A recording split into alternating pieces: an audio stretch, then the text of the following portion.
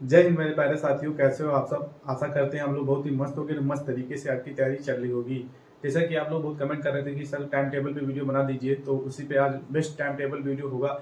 और बहुत ही अच्छे तरीके से इसको टाइम टेबल को फॉलो करना है, क्योंकि बहुत भाई लोग ऐसे होते हैं जो 20-20 घंटे पढ़ रहे हैं, पर कोई बस 2-3 सब्जेक्ट पढ़ रहे हैं, एक सब्जेक्ट बिल्कुल ही छोड़े हुए हैं। तो ऐसा नहीं करना है आपको। यदि आपको सिलेक्शन लेना है तो चारों सब्जेक्ट पढ़ना है, क्योंकि बहुत ऐसे भी बच्चे स्मार्ट तरीके से पढ़ रहे हैं, 5-6 घंटे वो पढ़ते हैं और आपसे ज़्यादा पढ़ के वो निकल जाते हैं, क्योंकि उनका एक टाइम टेबल है, उसी समय वो ज़्यादा पढ़ लेते हैं।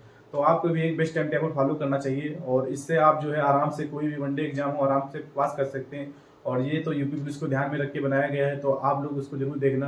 या चैनल पे नए हैं तो चैनल को जरूर सब्सक्राइब कर लेना, वीडियो को लाइक कर देना। और यदि आपने इस वीडियो को पूरा देख लिया तो आप उसके बाद आपको टाइम टेबल बनाने की कोई दिक्कत नहीं होगी। तो चलिए सबसे पहले देखते हैं कि आपको क्या पढ़ना चाहिए। और आपको ये भी पता होना चाहिए कि कौन कौन सब्जेक्ट आपके में है, जैसे कि हिंदी है आपके में, और क्या है बताइए, मैथ है, रीजनिंग है, जीएस है। तो मेरे मुझे 4 टॉपिक हैं आपके, और इनको जो है बहुत ही अच्छे से पढ़ना है। और चलिए देखते हैं कि आपको पहले कौन सा सब्जेक्ट कब पढ़ना चाहिए। जैसे कि आप सुबह उठेंगे तो आपको क्या करना चाहिए कि हिंदी को सबसे पहले उठाना चाहिए। क्यों मैं कह रहा हूँ हिंदी को, क्योंकि हिंदी एक आसान है और इसको आपको पढ़ने में मजा भी आएगा। और जब सुबह उठते हैं तो आपका माइंड बिल्कुल फ्रेश होता है, तो आप जब हिंदी को पढ़ेंगे तो आपको पढ़ाई में इंटरेस्ट जगेगा। और आपको हिंदी कितने टाइम तक पढ़ना है, हिंदी को कम से कम सुबह, जैसे आप मॉर्निंग उठ रहे हैं 6 बजे, तो 6 से 7:30 बजे तक आपको पढ़ना है हिंदी को।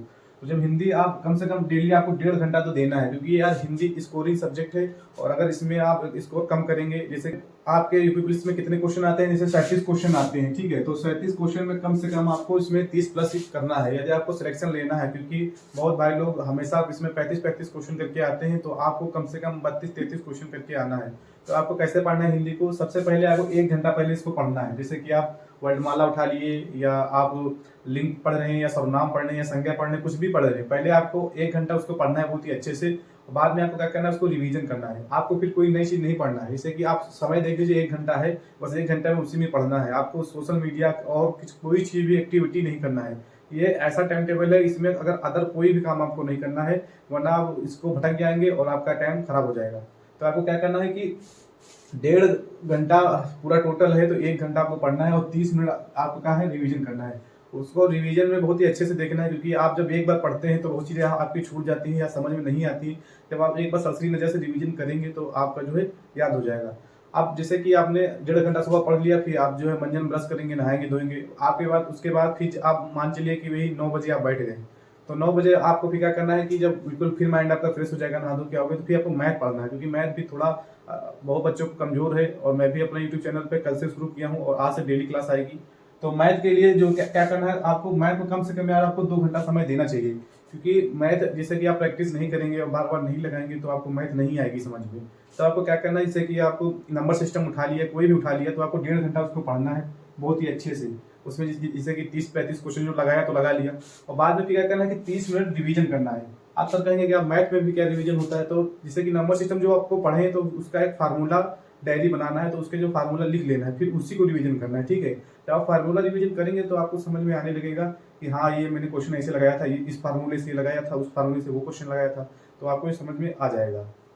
उसके बाद में आपको क्या करना है, फिर आपको रेस्ट लेना है थोड़ी देर। उसके बाद में आपको खाना ना खाना है, खाना ना खा के कुछ जो टहलना है, घूमना है, आराम से टहल घूम के आइए जहाँ भी जाना है। जो भी आपकी एक्टिविटी है जो आपको पसंद है, घूमना टहलना या मैच खेलना, कुछ भी करके आप आराम से आइए, ज़्यादा आपको टेंशन नहीं लेना। इतना अगर आप बेस्ट तरीके से पढ़ लेंगे तो फिर आप जो है, अब जब बाहर घूमने जाएंगे तो बहुत अच्छा महसूस होगा, बहुत खुशी महसूस होगी।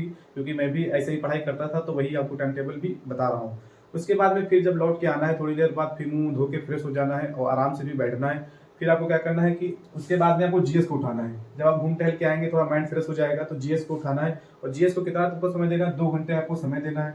और 2 घंटे में जैसे कि आपने प्राचीन उठाया, प्राचीन बाद में इसमें वेद आपने पढ़ लिए, ठीक है। उसके बाद में क्या पढ़ लिया, आर्य समाज पढ़ लिया पूरा। तो जैसे कि 1.5 घंटा में इतना आप आराम से टॉपिक कवर कर लेंगे। तो 1.5 घंटा आपको पढ़ना है। फिर उसके बाद में क्या करना है, 30 मिनट का एक फास्ट रिवीजन होता है। जैसे कि आप जो है 1.5 घंटे में जो आराम आराम पढ़े थे उसको बस 30 मिनट बहुत जल्दी जल्दी सरसरी नजर से देखना है और उसको रिवीजन कर लेना है। ऐसे अगर पढ़ेंगे तो जीएस में बहुत ही अच्छा स्कोर करके आएंगे। और जीएस में 38 क्वेश्चन आते हैं। अगर यदि आप 22-23-25 के आसपास भी क्वेश्चन करके आ रहे हैं तो यूपी पुलिस में सिलेक्शन आराम से आपका हो जाएगा। अब बात करते हैं कि सबसे मेन टॉपिक है आपका रीजनिंग का। तो इसके बाद में आपको थोड़ा रेस्ट फील लेना है, थोड़ा बहुत ज़्यादा नहीं, थोड़ा बहुत गाना 2-4-5 मिनट का लेना है। उसके बाद में आपको रीजनिंग को उठाना है, और रीजनिंग का जैसा कि आपको पता है कि रीजनिंग कितने क्वेश्चन आते हैं, 56 क्वेश्चन आते हैं, और वही मैथ कितने क्वेश्चन आते हैं, 19 क्वेश्चन आते हैं।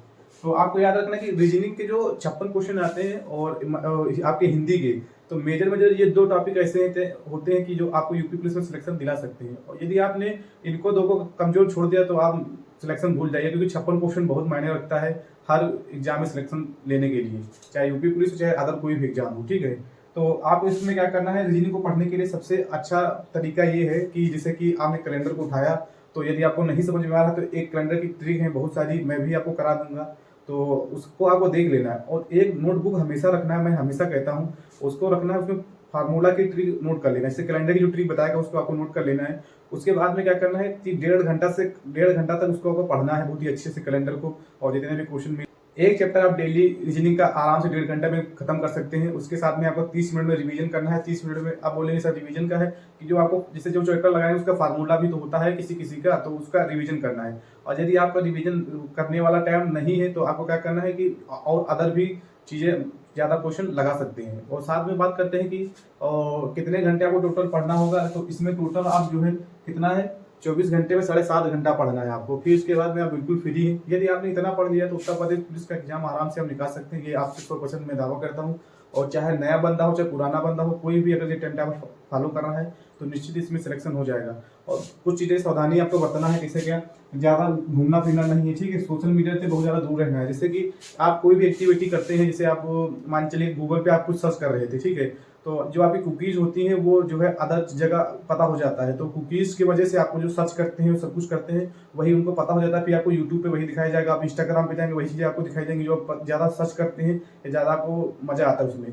तो ये एक सोशल मीडिया है और आपको इसमें जो है सभी लोग को भ्रमित किया जा रहा है। तो आप लोग बहुत ही हिसाब से मोबाइल को यूज़ कीजिए, और आशा करते हैं ये टाइम टेबल आपको बहुत ही पसंद आया होगा। मिलते हैं फिर नेक्स्ट वीडियो में, जब तक के लिए जय हिंद।